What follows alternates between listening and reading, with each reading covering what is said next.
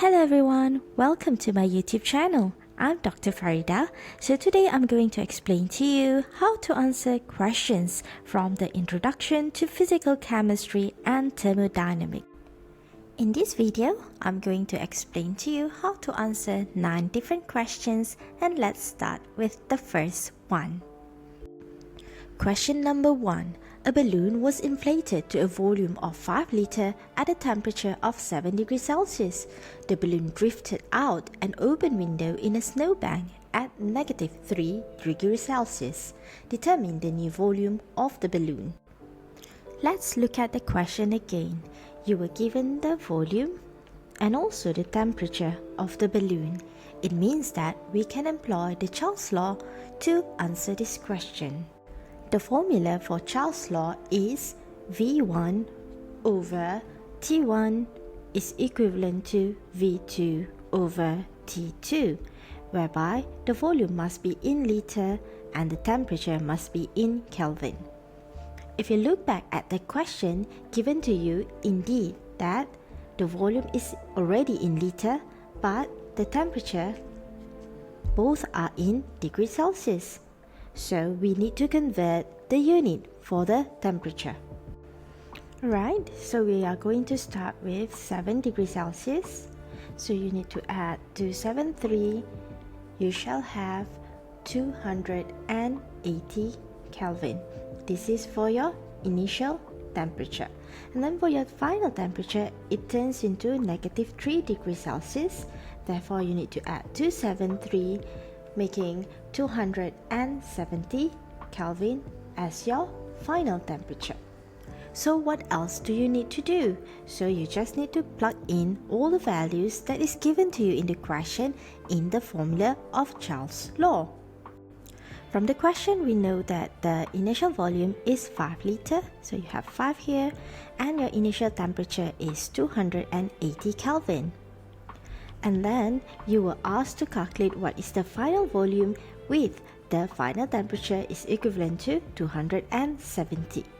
So therefore, when we want to calculate the V2, so it's going to be 280 V2 equivalent to 5 times 270. So your V2 is equivalent to 5 times 270 divided by 280. Therefore, you will get your V2 is equivalent to 4.8214 liter.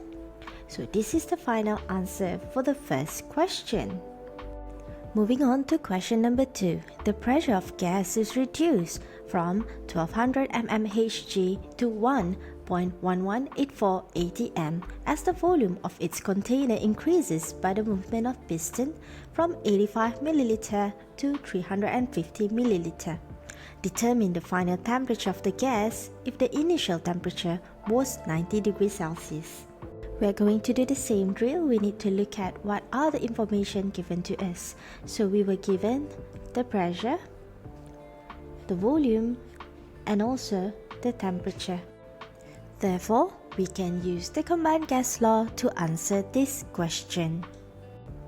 The formula for combined gas law is P1 V1 over T1 is equivalent to P2 V2 over T2, provided that the pressure should be in atm, the volume should be in liter, and the temperature should be in Kelvin.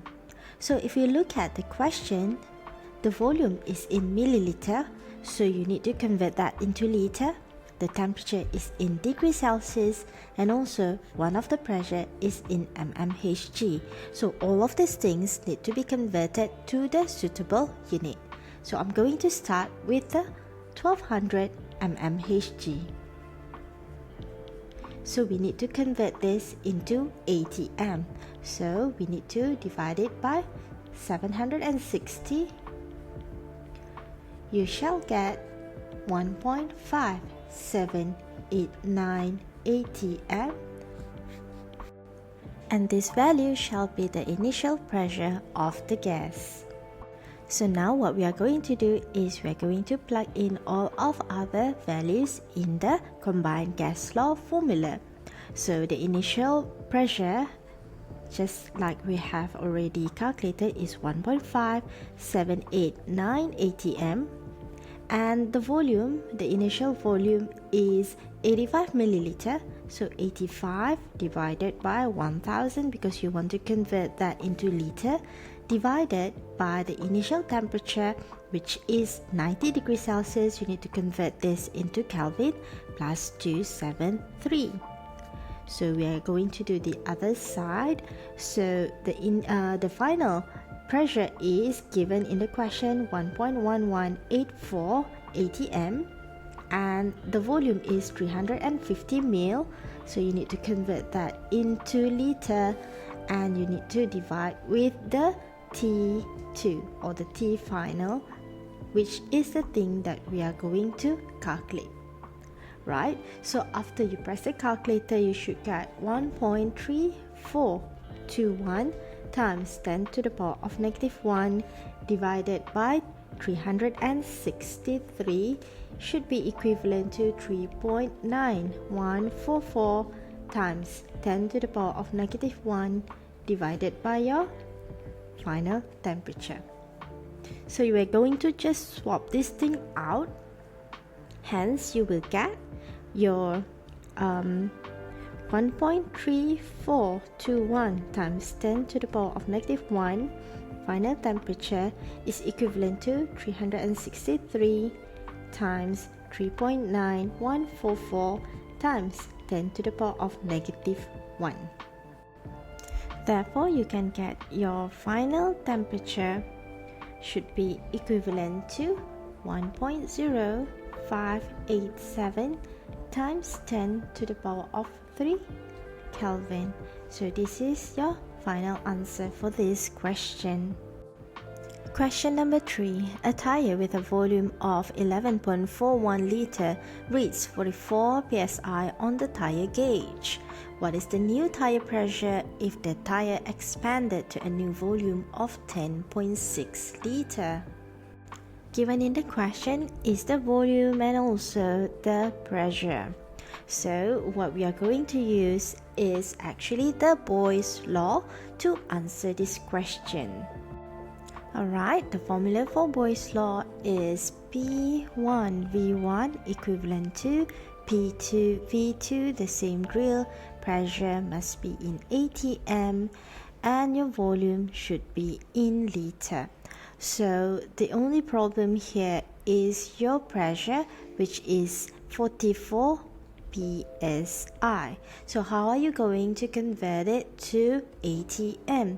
So basically 14.6959 psi is equivalent to 1 atm. Therefore, since you only have 44 psi, so it's equivalent to 1 over 14.6959 times 44.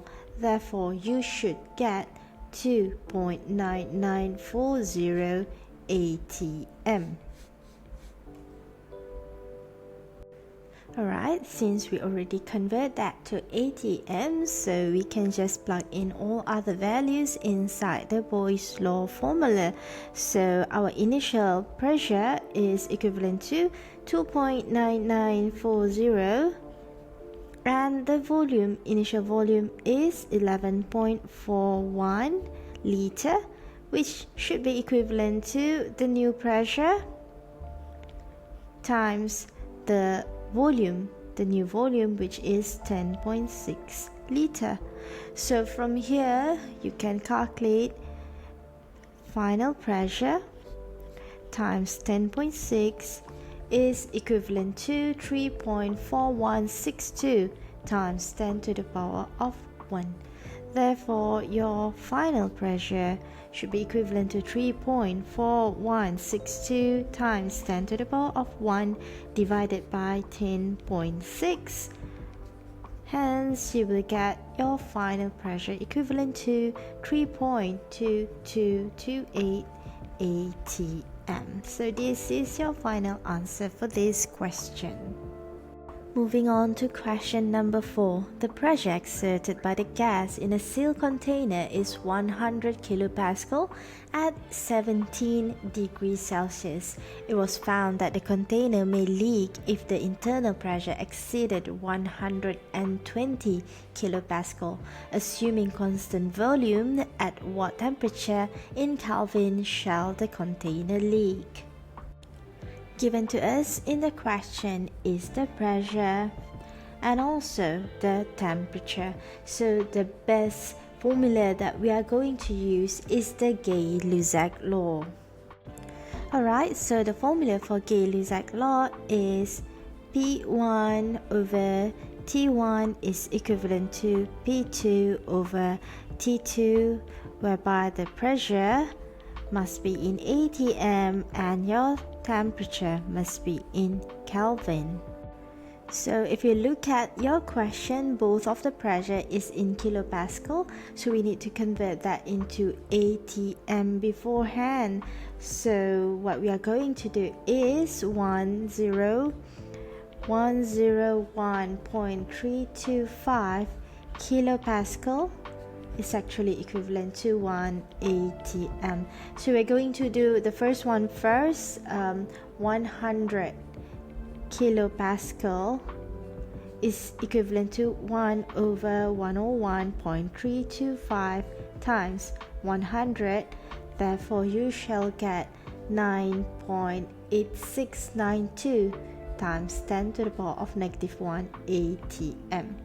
So we are going to do the same drill for the other pressure, which is 120 pascal.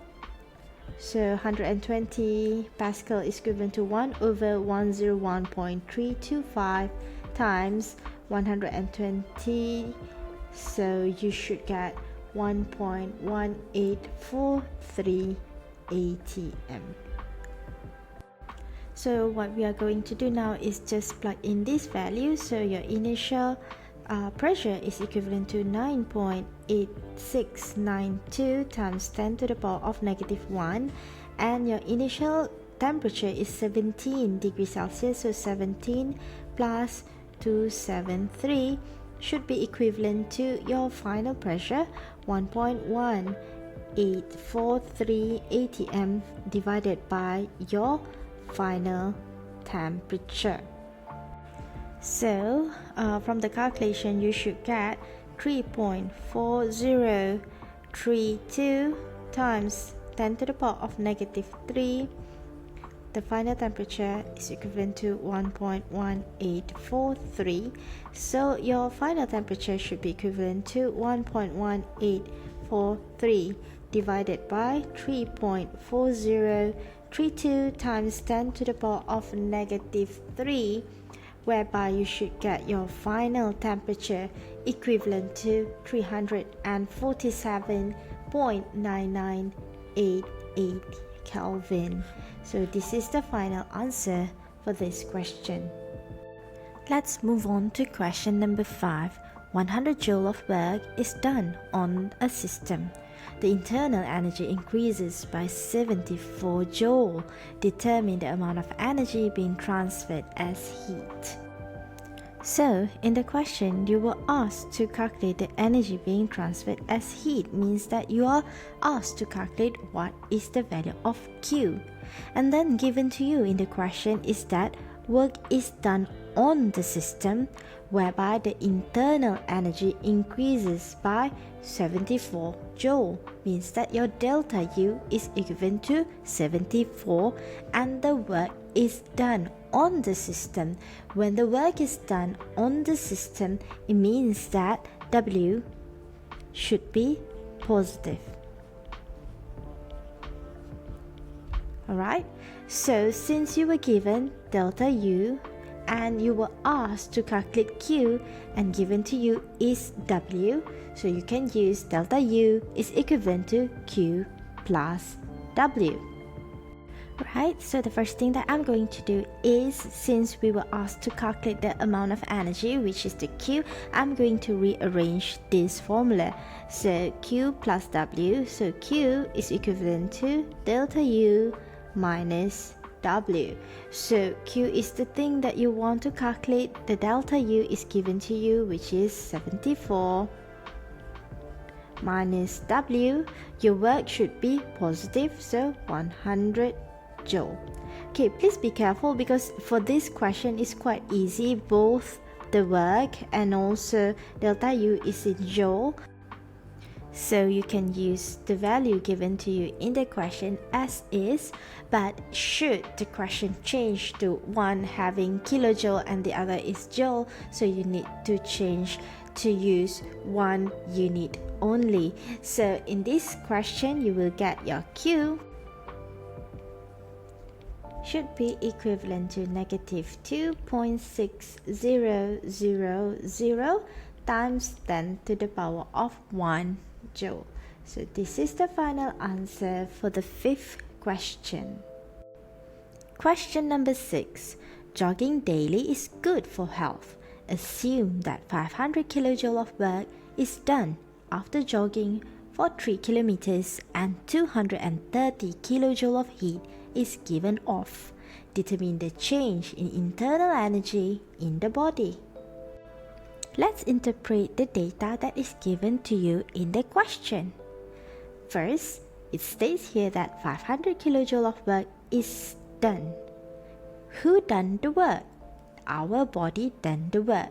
So it means that work is done by the body.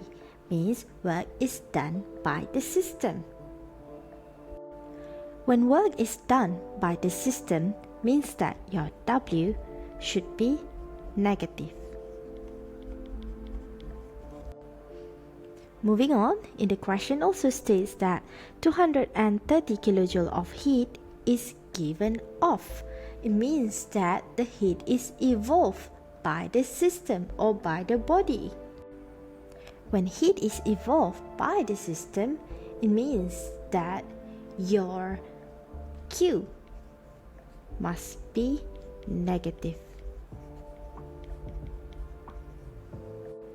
So now what's left for us to do is just to plug in this value inside the formula for the internal energy. So internal energy, which is delta U, is equivalent to Q plus W. So your Q must be negative. So your Q is 230 kilojoule. So negative 230 kilojoule plus your work must be negative as well, so negative 500 kilojoule.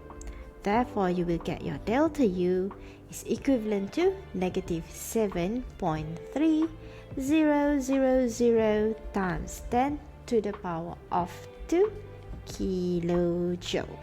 So this is your change in internal energy. Question number 7. An ideal gas is taken through an isothermal process.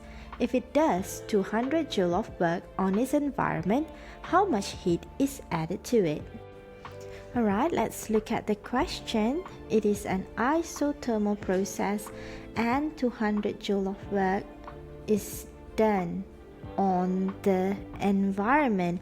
It means that the work is done by the system. See, when the work is done by the system, it means that your W should be negative. Another thing that you need to understand that this is an isothermal process.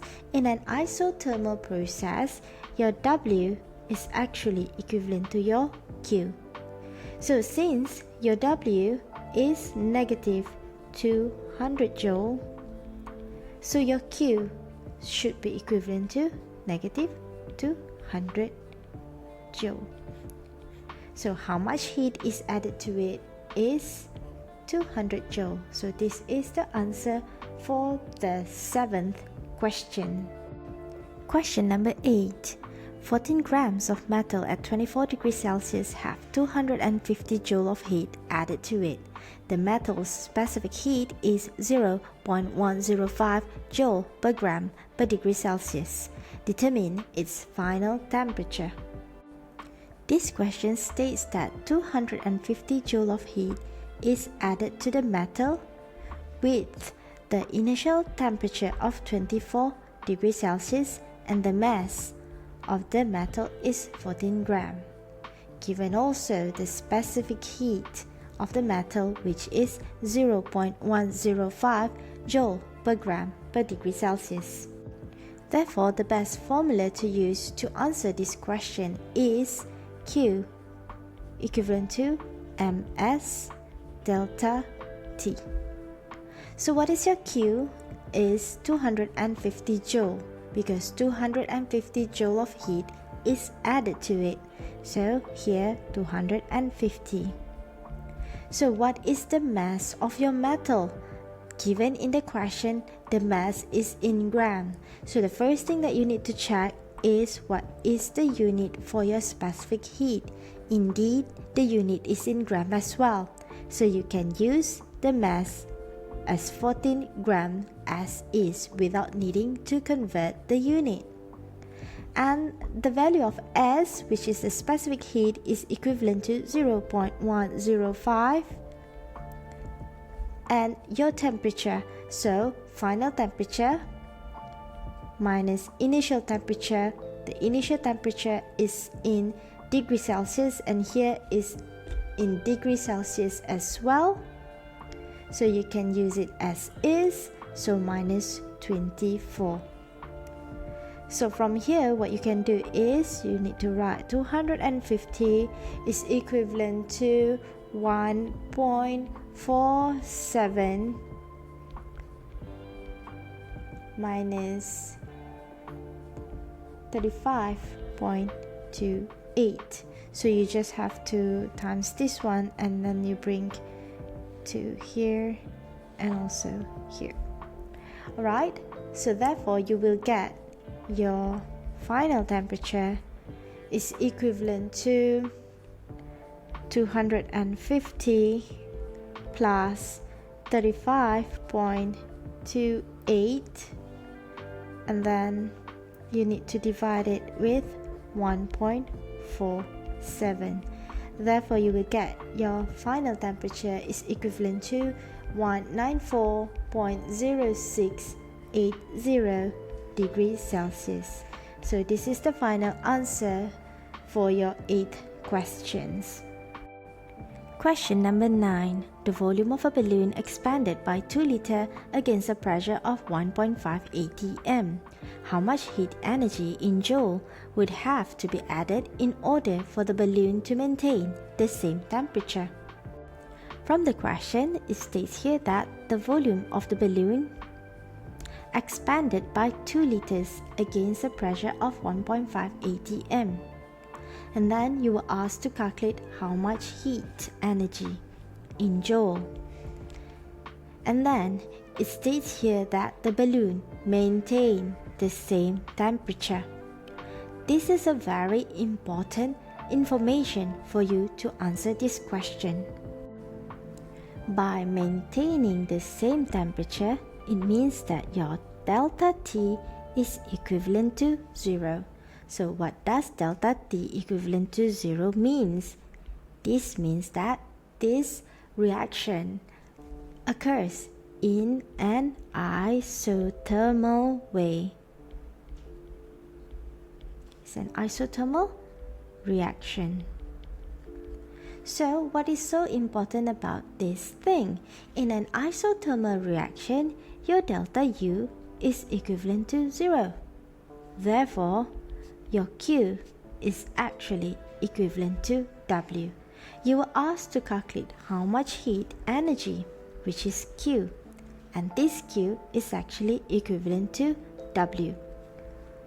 Alright, so you can't calculate Q equivalent to ms delta T because you don't have enough information. But you can always calculate from the formula of W. So W is equivalent to negative P delta V. So you are given the pressure and also given the volume. From here, the balloon expanded by 2 liters means that your delta V is equivalent to 2 liter, and your P is equivalent to 1.5. Therefore, we can calculate your W is equivalent to negative P delta V.